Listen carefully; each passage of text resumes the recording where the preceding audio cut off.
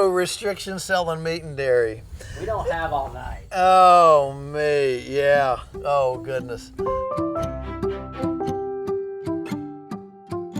So, bless our hearts, the states like Wyoming, Utah, Maine, Kentucky, that have passed cottage food laws, it's wonderful. All for it, it's great. But if you notice those cottage food laws, in other words, cottage food laws mean lots of them are you can fix stuff in your home kitchen without government oversight, inspection, and sell it. But it doesn't include meat, poultry, or dairy. And of course, that is half of the grocery dollar. The grocery dollar is divided three ways. 25% is dry goods, sugar, flour, nuts. 25% is more fresh goods, fruit, produce, things like that, and canned goods. And then 50% is animal protein. So that's the big part of the grocery bill. And unfortunately, that has government, federal government, not state. I mean, there is some state, but mainly it's federal oversight. So a state or a locality can't just say, you know what, in our county we're going to let neighbors do business with each other, and it's not the government's business. If two consenting adults want to exercise freedom of choice and give their microbiome provenance agency, you shouldn't have to ask the government's permission. Okay, that's been tried, and every time it tries, the federal government comes in and say, if you do that, we're going to pull our inspection out of your state, and you won't be able to sell anything across the state lines. So immediately the governor buckles, the legislature buckles, and it's all done. So we've got a real federal issue here. And so the restriction is in, I mean, you can sell a cow, you can sell a chicken, you can sell anything live. The problem is most people don't want a live chicken. They don't want a live cow. They want a T-bone steak. They want, tenderloin, sausage. They want something else. And so there are three kinds of inspection. One is federal. Federal inspection means that you have a facility that's federal inspected. It has an establishment number. The packages have a little blue, it's called the blue buzz, and it says establishment number, 3421 on the label. And you can sell, export, you can do anything you want to with that product. And there is an inspector on site for every animal that's killed, actually looking at animals, what they call poking and sniffing. The next is state inspection. And most states have given up their state inspection, or they essentially, become first cousins to the federals. Under state inspection, it's identical to federal, except you can't sell outside the state. And there's an argument that a lot of times it's a little less onerous. Just the state guys are a little bit closer to their neighbors, closer to the people, so it's a little easier to work with. And then there's custom, and custom is where you have a slaughterhouse that takes, where I bring my animal, it slaughters it for me, custom slaughter, custom my animal, I go pick it up and I bring it home.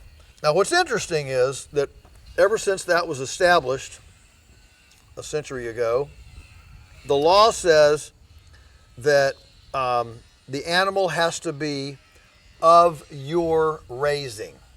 Well, what does of your raising mean? Does it mean that you owned it for an hour, a week, a year?